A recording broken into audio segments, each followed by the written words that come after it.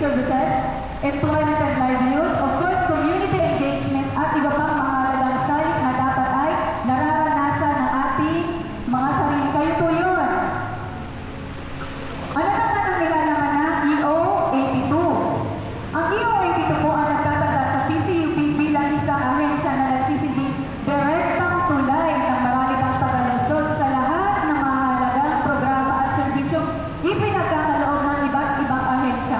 Kami po ang nagtutulay sa inyo para ibigay sa inyo mga tamang programa at serbisyo na dapat hindi lamang nararanasan at naibibigay sa may mga pera bagkos. Importante at mahalaga kayo po dahil kayo ang aming pinagsisilbihan. Kaya naman po, sa visa po ng dalawang EO na ito, ay inilunsad ang ALPAS. Ano naman po ang ALPAS? Sino dito ang makapagbibigay na munting idea kung ano ibig sabihin ng ALPAS? Mayroon po ba? Kung wala, simulan natin at tuklasin kung ano ang ALPAS. Ang ALPAS ay may 5 letra. Una, A. Ano ang A? Access to basic services, health and education. Halimbawa nito sa kalusugan, serbisyong medikal, hospital, health centers, mga libreng gamot na pwede nyo ma-avail sa ating pamahalaan.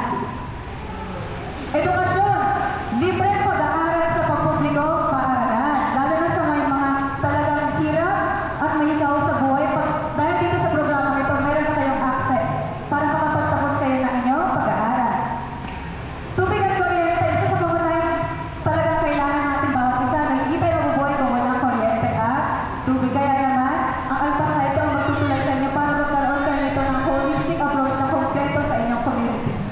Next, livelihood and employment. Ito yung pinaka-isa sa kailangan natin bukod sa bahay. Ano po?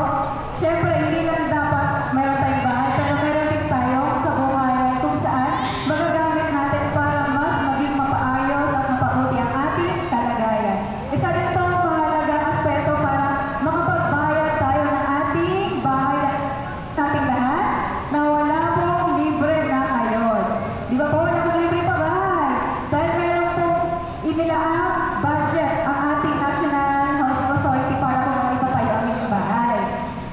Next, pabahay, lupa, and site development. Yun po, since tayo po ay natamaan ng proyektong South Long Hall Project, hindi po kayo pababayaan ang ating ahensya. Tayo po ay magkakaroon ng sarili ninyong bahay. Maayos, hindi na kayo nangangamba kung mababasa ba kayo ng ulan. Pag ito ay pagkatagulan na, wala na pong pangamba sa isang salita. Next po ang agriculture and food security. Of course, ito po ay may kinalaman sa katiyakan na laging may sapat, ligtas at masustansyang pagkain. Nasi-secure natin na hindi ganun ang mga ibinibenta sa ating pampubliko pamilihan. Lastly po, sustainability mechanism and community government.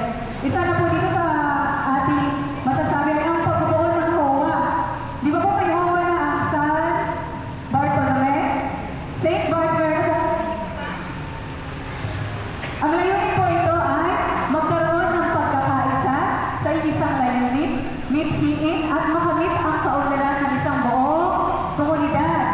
So sa madaling salita po, ang ALPAS ay nangangahulugan ng pag-ahon, pag-alis, pag-alagwa sa kahirapan. Hindi lamang po ito yung survival mode, pero pang-matagal ginhawahan. Sabay-sabay po natin isagaw, ako'y ALPAS.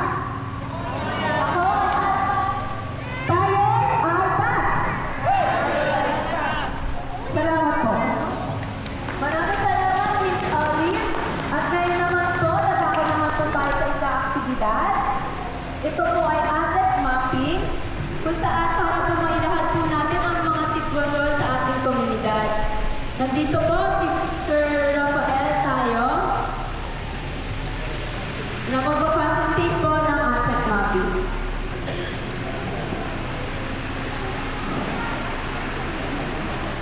Hello, Mike.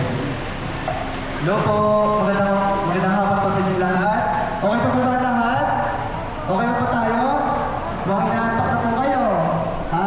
Magkakaroon po muna tayo ng, bago po tayo mag-proceed sa ating asset mapping. mapping.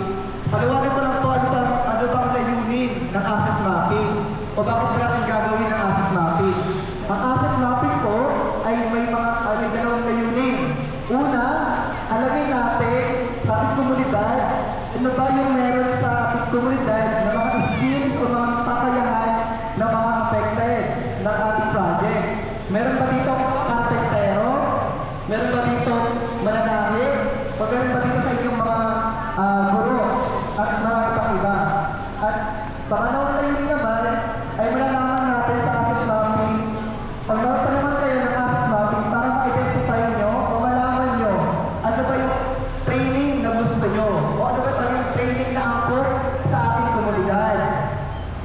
O dahil mukhang hinanap pa kayo at pwede pa kayo nakauto, so gagawa ko muna tayo ng icebreaker o pampasiglang aktibidad ang gagawin natin. Ngayon po kung napapansin nyo sa ating